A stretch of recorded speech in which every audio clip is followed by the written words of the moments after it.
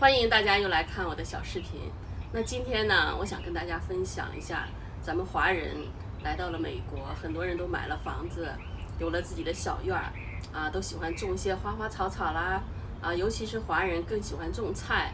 那还有很多的事儿呢，在你自己的后院都不可以做，因为美国的这个条条框框也挺多的哈。那我现在呢，跟大家分享一下，有一些什么事儿在你家后院都不可以做。从中国来到美国，很多人终于买了自己的独栋房子。更重要的是，有了自己家的院子，开心。种菜、种花、种树、养动物，每个人都忙得不亦乐乎。但是呢，美国的后院规矩太多了，而华人呢，常常在自家后院做的这几件事儿，竟然在这都碰不得。如果不小心被邻居投诉了，可能还会被重罚。种菜、种树、种花都难免会招一些虫子飞来飞去的。种菜本来就是一件快乐的事儿，当然要自己吃，肯定不想打药。所以呢，很多人就会选用防虫网来保护植物。但是呢，政府却不让搭防虫网。为什么呢？原来这是为了保护野生动物。如果你家用的防护网颜色不明显，或者是网眼尺寸不合格，那野生动物就有可能被困在里面死掉。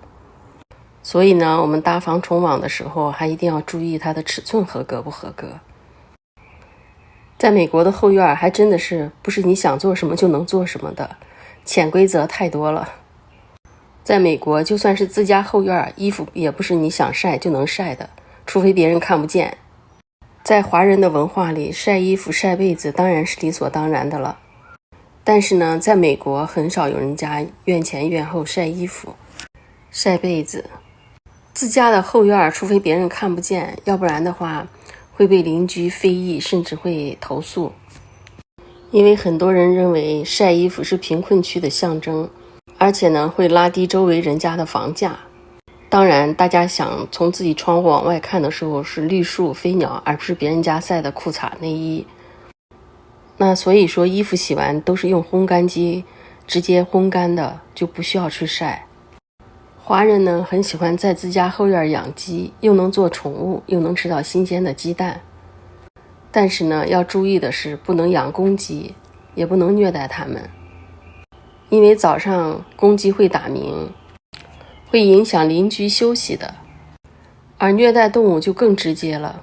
据说美国有一家人因为养鸡和兔子等等小动物被邻居举报，原因在于他们养兔子、鸡、鹌鹑和等等小动物都是为了养来吃，并且饲养环境很差。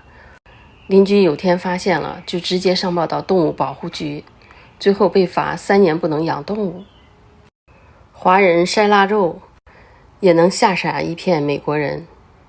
中国人在阳台上、在院子里晒腊肉是很正常的事儿，但是美国人从来没有见过呀，他们当然会很害怕的。他不知道你晒的是什么东西啊，什么肉呀，这对从来没见过的人联想起来当然会很害怕的。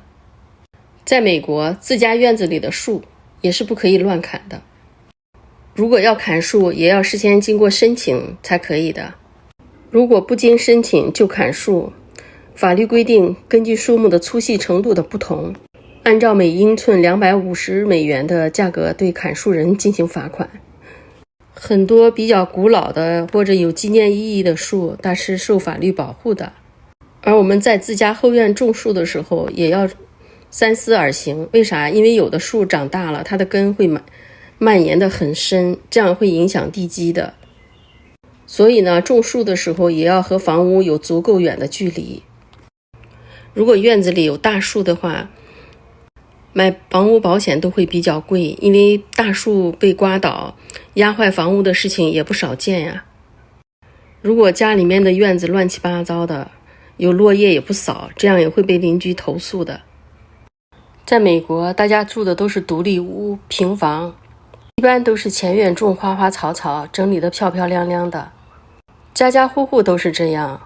而美国人攀比的是什么？他们也是攀比的自己家院子漂亮不漂亮。所以呢，美国的花草市场销售量都特别好。如果不按规定把院子打扫干净，相关部门也会找上门，除非做非法乱纪的事儿。在美国，虽然都是平房、别墅，但是呢，自家的院子、自家的屋子里都不可以私自加盖。如果要加盖的话，都要事先通过相关部门的同意，把图纸递上去，他们看了合理了，才允许加盖。否则的话，一旦被发现，就必须拆掉，恢复原样。现如今，很多人拉了个微信群，然后就在自家后院里开始包包子、包饺子，做各种的面点来卖。当然也受到很多人的欢迎。但是呢，美国在饮食方面的卫生查得很严，一旦查到，罚款不说，还可能要坐牢。华裔社区的这种家庭自产，通过微信、电话、短信等方式直接自销的方式，这几年也很普遍。但是呢，这样私自交易肉类食品，按照加州的法律，私下交易是违法的，一旦被举报就会被罚款。因为这种私下交易是不需要交税的，所以相对来说肯定是比去超市里买便宜。而近几年，随着加州和其他17个州的大麻合法化，很多华人开始租房子种大麻，当然超过一定的数量就是违法的了。在美国，不能做的事千万不要盲目去做，因为这样做风险比想象的要严重多。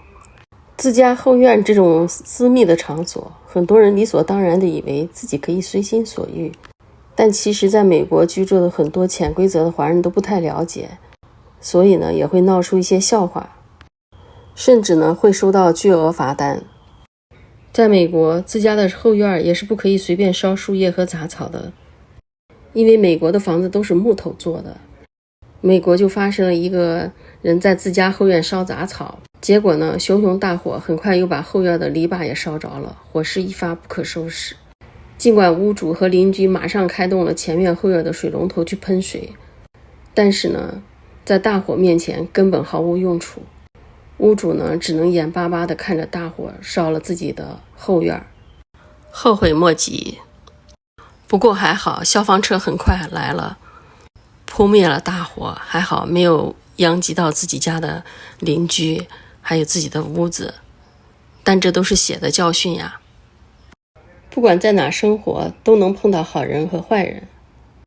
而中国人凭着自己的智慧、自己的勤劳，在美国大部分都生活得非常好。当然呢，这样也就会引起一些美国人的嫉妒，因为他们觉得中国人抢了他们的饭碗。因为嫉妒，因为心理变态，所以也会碰到一些人会让中国人滚回中国去。